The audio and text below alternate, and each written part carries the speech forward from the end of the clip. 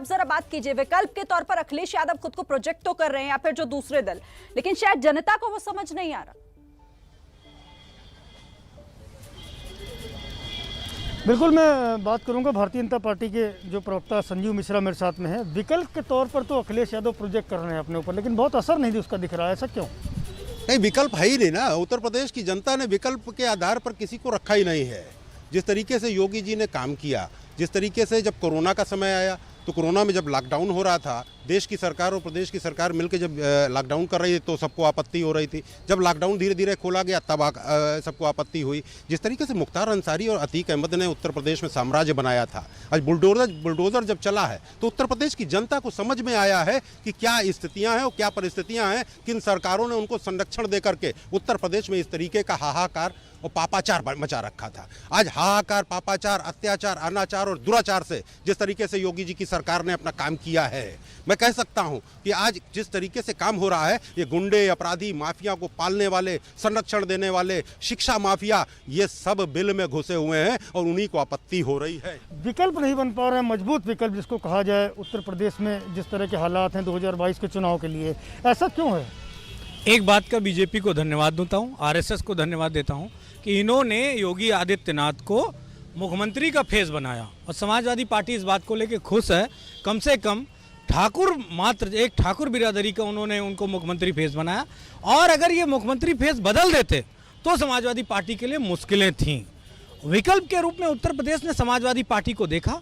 वो समाजवादी पार्टी कोई प्रोजेक्ट नहीं कर रही, ना मीडिया के द्वारा ना किसी। जिस तरीके से राष्ट्रीय अध्यक्ष जी का रथ चला, जनता ने उनको पूरा समर्थन दिया, सड़कों पे लोग खड़े हुए, और जब गाजीपुर से लखनऊ के लिए वो चले तो पूरी रात लोग सड़कों पे खड़े रहे, और एक दो नहीं, हजारों लाखों की तादाद में लोग पूरी रात तक इंतजार करते रहे। वो निश्चित तौर पे एक मैसेज था कि किस तरीके से समाजवादी पार्टी की सुनामी आने वाली है और बीजेपी की सरकार को जनता उखाड़ फेंकने के लिए। आप बताओ, मेरठ में रैली होती है, पूरे प्रदेश से बच्चों को इकट्ठा किया जाता है, तब मोदी जी की रैली हो पाती है। कहीं भी मोदी जी की रैली होती है तो एक एसडीएम साहब का मेरे पास फोन आया, मैंने उनसे बात की थी। वो बताया कि मनोज जी, आपकी सरकार थी तो आरटीओ से कह देना पड़ता था, वो गाड़ियों की व्यवस्था कर देता था, डीजल आप डला लेते थे।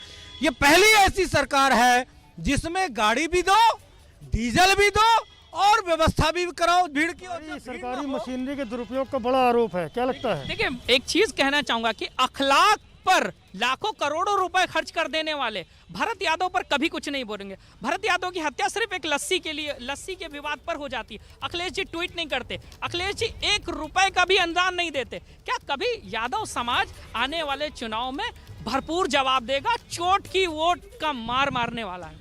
मिश्रा जी, जवाब दीजिए।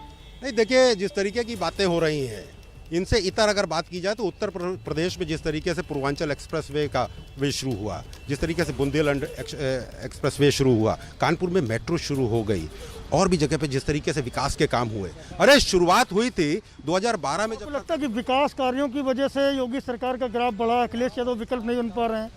नहीं, विकल्प की कोई बात ही नहीं है। 2012 में जिस तरीके से मुसलमानों से कहा था आरक्षण देंगे, न मुसलमानों को आरक्षण दिया, मुसलमानों को धोखा दिया। जिस तरीके से हाई स्कूल के बच्चों का था, कहा गया था कि टैबलेट देंगे, 5 साल की सरकार में एक टैबलेट नहीं, तो न नौजवानों को ही हुए न मुसलमानों के हुए, तो वो उनको कहाँ जाएंगे? तो कहने का किसी के नहीं हुआ तो विकल्प कैसे बने? मुझे मजा आ गया, बीजेपी के प्रवक्ता ने एक्सेप्ट कर लिया। लैपटॉप टैबलेट दोनों देने की बात कही थी संकल्प पत्र में, तो लैपटॉप तो दिया ही नहीं, टैबलेट भी कौन सा दिया और कितने दिए सबको पता है। समाजवादी पार्टी ने दुनिया का नंबर 1 लैपटॉप वितरण किया है। दुनिया में किसी भी देश में 20 लाख लैपटॉप जनता को किसी भी सरकार के द्वारा नहीं दिया गया, और जो समाजवादी पार्टी ने करके दिखाया वो वही विकल्प बनाती है जनता उत्तर प्रदेश में कि ये 300 यूनिट बिजली भी फ्री देंगे, ये पुरानी पेंशन भी लागू करेंगे, ये जो 22 लाख नौकरियों और रोजगार की बात आईटी सेक्टर में, जो प्राइवेट सेक्टर की नौकरियां समाजवादी पार्टी देगी, उसमें भी नौजवानों को पूरा विश्वास है कि ये देंगे। और अभी तो एक धमाका और बाकी है, अभी अगली प्रेस कॉन्फ्रेंस बाकी है, कह रहे हैं कि सब फ्री देंगे, बिजली फ्री देंगे, पेंशन भी देंगे, तब भी विकल्प नहीं बन पा रहे हैं। आपकी बात पे आ रहा हूँ। इन्होंने कहा कि हमने लैपटॉप दिया, 20 लाख लैपटॉप की खरीदारी हुई, बेचा गया और बांटा गया 11 लाख, 9 लाख लैपटॉप कहाँ गए? घोटाला हुआ।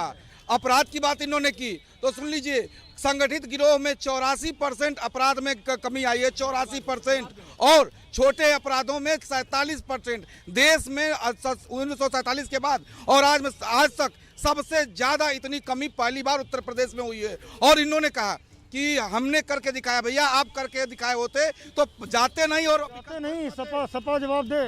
अगर लैपटॉप में घोटाला हुआ तो लैपटॉप वितरण वाले विभाग का चपरासी भी अगर मुकदमा दर्ज हो जाता, जेल चला जाता, तो हम मानते घोटाला हुआ।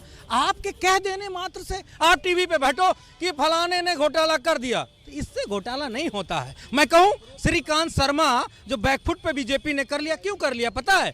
जो पेंशन का पैसा था बिजली विभाग का, वो सारा पैसा किस कंपनी को दे दिया गया और कितना बड़ा घोटाला बिजली विभाग के लोगों को हो गया। उस तारीख से श्रीकांत शर्मा को बैकफुट पे कर दिया गया। क्यों नहीं? वो तो रोजाना प्रेस कॉन्फ्रेंस में आते थे, प्रवक्ता थे सरकार के।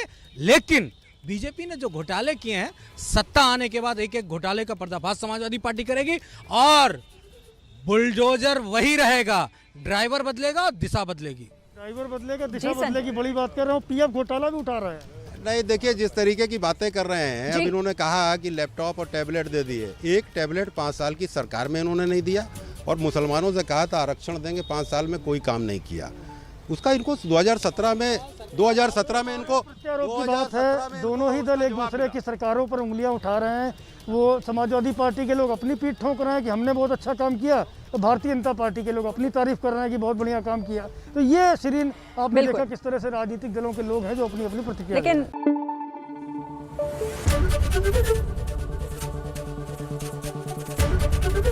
एबीपी न्यूज आपको रखे आगे।